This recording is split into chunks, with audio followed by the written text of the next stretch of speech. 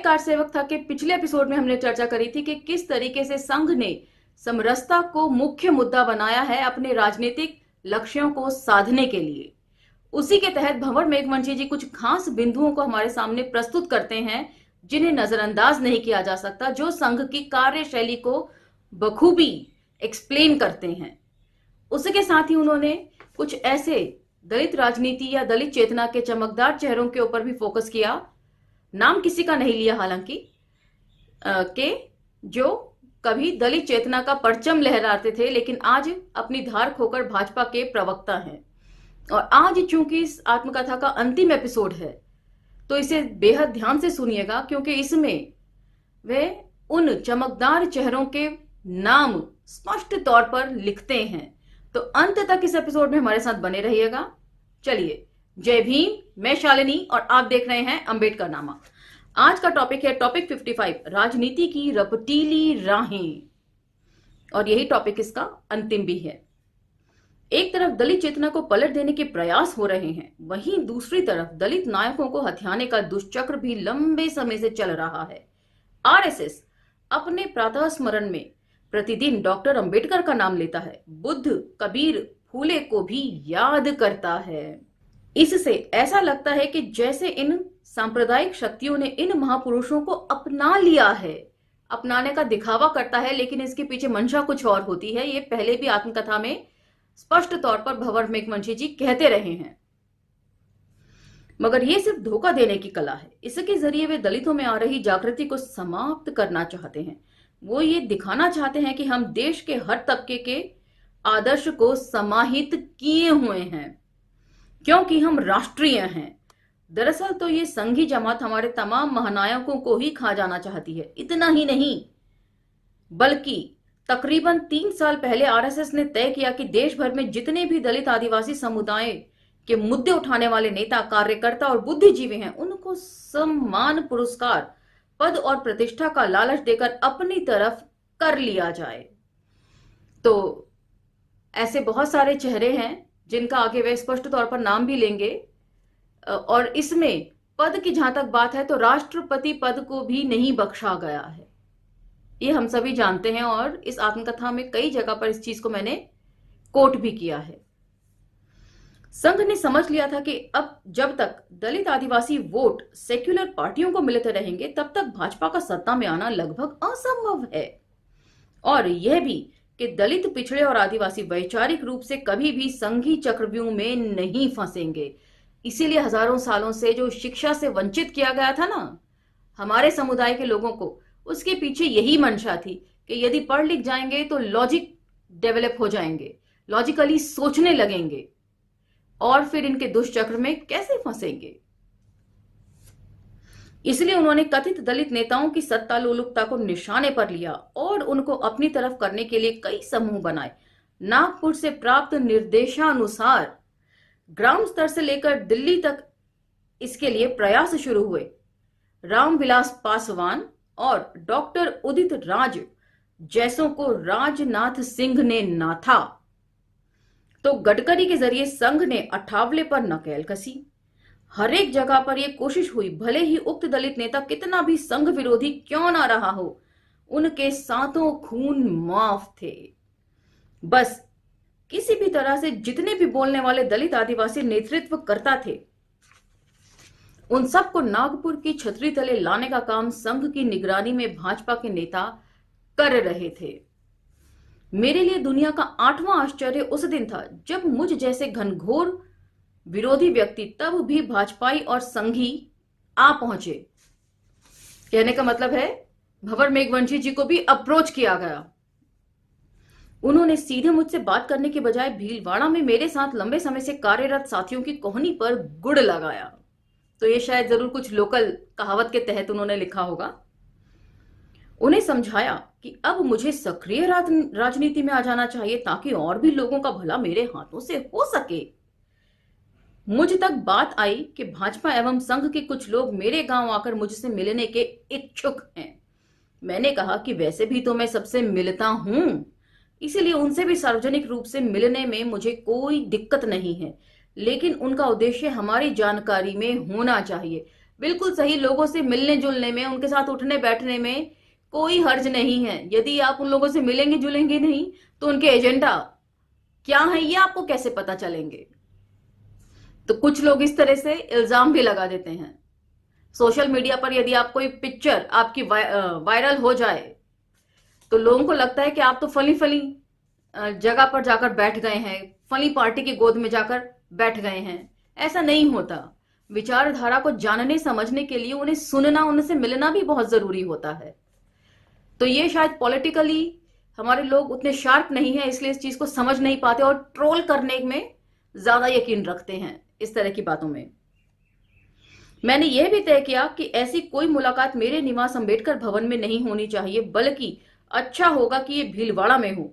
साथियों के अति आग्रह पर यह मुलाकात हुई। इसमें भाजपा के जिलाध्यक्ष सुभाष बहेड़िया, भीलवाड़ा शहर के विधायक विठल शंकर अवस्थी, संघ के पूर्व प्रचारक विनोद मैलाना तथा संघ के क्षेत्रीय प्रचारक श्री दुर्गादास और अन्य लोग शामिल थे। शुरुआत में कोई राजनीतिक बातचीत नहीं हुई। इधर उधर की कुछ बातें बाद में मुझसे संघ के उक्त आला अधिकारियों द्वारा कहा गया कि राम जन्मभूमि आंदोलन के समय आपके साथ जो हुआ, विद इन ब्रैकेट मेरे घर से बना खाना सड़क पर फेंक देने की शर्मनाक घटना, आपके साथ जो हुआ वह संघ का अधिकृत व्यवहार नहीं था। यह कतिपय स्वयं सेवकों की व्यक्तिगत भूल अवश्य थी, जिससे आपका नाराज होना स्वाभाविक है। लेकिन उस नाराजगी में आपने अपने नकारात्मक कार्यों के जरिए संघ एवं हिंदू समाज को बहुत नुकसान पहुंचाया है। इससे हमारा समाज कमजोर हुआ है। कौन सा समाज? ब्राह्मण समाज। अब हम चाहते हैं कि आप अपनी ऊर्जा का सकारात्मक उपयोग राष्ट्र हित में करें। आप वंचित वर्ग के एक लोकप्रिय नेता हैं। संघ और भाजपा के साथ जुड़कर आप उनकी सेवा और अच्छे से कर पाएंगे। आपको जल्दी से जल्दी भाजपा की सदस्यता ले लेनी चाहिए। अभी से कुछ सुरक्षित सीट की तैयारी करनी चाहिए। तो कितना सफेद झूठ बोलते हैं। आत्मकथा में पहले ही भंवर मेघवंशी जी पूरा स्पष्ट तौर पर लिख चुके हैं कि उन्होंने प्रचारक जी से बात करी और प्रचारक जी ने पहले तो मानने से ही मना कर दिया कि ऐसी कोई घटना हुई है। और जब भंवर मेघवंशी जी कहते हैं कि वे खुद सड़क पर गिरा हुआ खाना देख कर आए हैं, तो तब वो कहते हैं कि अरे वो तो गाड़ी तेजी से मुड़ी तो खाना सारा लुढ़क गया। तो कितनी सफाई से झूठ बोलते हैं ये लोग, और कितना झूठ बोलते हैं, किसी भी हद तक जा सकते हैं। मैंने आराम के साथ चाय ग्रहण की। मैं संघी चालों से बखूबी परिचित था। वैसे भी उन पर यकीन करने का कोई कारण मेरे पास नहीं था। संघ द्वारा ढके छिपे शब्दों में मुझसे की गई क्षमा याचना से भी मुझे कोई आंतरिक खुशी नहीं थी। जिस अपमान के क्षणों की वजह से मैं 20 वर्षों तक तिल तिल कर जला, उन पलों को एक ही क्षण में कैसे भूलता। सिर्फ सुन ली उनकी बात। मुझे मालूम था कि वो भी कंठ के ऊपर ऊपर से बोल रहे थे। जिस तरह मैं अपनी सारी प्रतिबद्धताओं के साथ मतांतरित नहीं होने वाला था, वैसे ही वो भी नहीं बदलने वाले थे।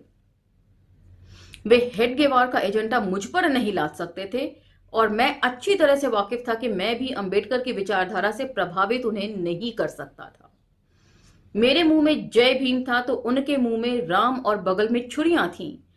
कोई भी नहीं बदलने जा रहा था। ये भेंट बिना किसी नतीजे के ही समाप्त होनी थी, सो हो गई। मैंने ये कहकर उस वक्त तो पिंड छुड़ा लिया कि मैं अपने लोगों से पूछूंगा, तब ही बात आगे बढ़ सकती है। बाद में हमने उस पर एक व्यापक बहस चलाई और हम नतीजे पर पहुंचे कि संघ परिवार से जितनी दूरी और बनाई जा सके बनानी चाहिए, वरना तो हमारे पूरे आंदोलन को निगल जाएंगे। पर्दे के पीछे और भी कारनामे हुए। नेताओं ने अपने अपने स्वार्थ से भीलवाड़ा से लेकर दिल्ली तक और जयपुर से लेकर नागपुर तक इस बात को खूब प्रचारित किया कि संघ के एक पुराने स्वयंसेवक की जल्दी ही घर वापसी होने जा रही है। तो घर वापसी का क्या मतलब होता है, इस पूरे प्रकरण या इंसिडेंट से आप बहुत आसानी से समझ सकते हैं। मेरे कई उत्साही समर्थक तथा विधानसभा क्षेत्र का दौरा भी कराए थे। कोई वसुंधरा राजे से मिला आया था तो कोई भूपेंद्र यादव से। दिल्ली में किसी ने रामलाल से मुलाकात कर ली थी तो किसी ने मुख्तार अब्बास नकवी से, ये संघी दामाद हैं, संपर्क साध लिया। गुलाब चंद कटारिया से भी मिलना हुआ। अर्जुन मेघवाल जी से तो पुराने संपर्क थे ही। भीलवाड़ा से लेकर जयपुर तक 3 महीने तक भयंकर रेल पेल मची रही। मगर यह तो सिर्फ कदम ताल थी, ना उन्हें आगे बढ़ना था न ही मुझे, क्योंकि दोनों ही तरफ से धोखा दिया जा रहा था। ऐसे लोग मुझे भाजपा में ले जाने के लिए का रथ हाँक रहे थे, जो व्यक्तिगत रूप से कई बार मुझे ललकार चुके थे। तो कितना ये लोग चापलूस हो सकते हैं समय आने पर। ऐसे भी जिन्होंने मिशन 72 यानी कि मिशन 72 के साथ मिलकर दलितों का आरक्षण समाप्त करने के प्रस्ताव पर दस्तखत किए थे। ऐसे भी लोग थे जिनकी खानें हमारे वन भूमि बचाने के आंदोलन की भेंट चढ़कर बंद हो गई थी। ऐसे भी सज्जन अगुवाई कर रहे थे जो मुझ पर विधर्मियों के साथ मिलकर हिंदुओं को नुकसान पहुंचाने के आरोप लगाते रहे हैं। कुछ विहिप के वे तत्व भी आ मिले जिन्हें मैं नक्सलवादी लगता था। अब सबको मैं अच्छा लगने लगा था। अचानक ही उन्हें मैं राष्ट्र भक्त व्यक्ति लगने लगा था। मुझे पानी पी पी कर गालियां देने वाले अब दिन रात प्रशंसा पर उतर आए थे। लोगों को पक्की उम्मीद थी कि मैं शीघ्र भाजपा का दामन थामकर शाहपुर अर्थात भीलवाड़ा से विधानसभा का चुनाव लड़ूंगा। मैंने पूरे महीने तक राजनीति की इन रपटीली राहों का सफर किया। 3 महीनों तक सैकड़ों गांव में जाकर अपने लोगों के बीच इस बात को रखा। ज्यादातर लोगों ने मुझसे यही कहा कि आप में हमें भरोसा है, आप कोई गलत कदम नहीं उठाओगे।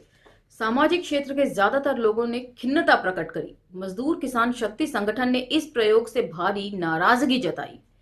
वे अपने साथी के इस शरण से बेहद दुखी थे। उन दिनों मेरा संगठन से संपर्क लगभग टूटा हुआ ही था। मैंने बातचीत भी करनी बंद कर रखी थी। अरुणा राय जी का संदेश मिला कि मैं एक बार उनसे मिल लूं, फिर जो भी निर्णय लेना चाहूं ले लूं, पर सबसे पहले बात करूं। एक रात साथी शंकर सिंह, परशुराम बंजारा और निखिल डे आए। घर पर रात भर रुके। यह एक पारिवारिक मिलन था। उन्होंने जबान से कुछ भी नहीं कहा, मगर उनके चेहरों से सब कुछ बयान कर दिया गया था। मुझे भी लगा कि अब इस प्रहसन का अंत जरूर हो जाना चाहिए। आखिर कब तक ऐसी राह पर जाने का झूठ जारी रखा जा सकता है जिस पर वास्तव में कभी नहीं जाना।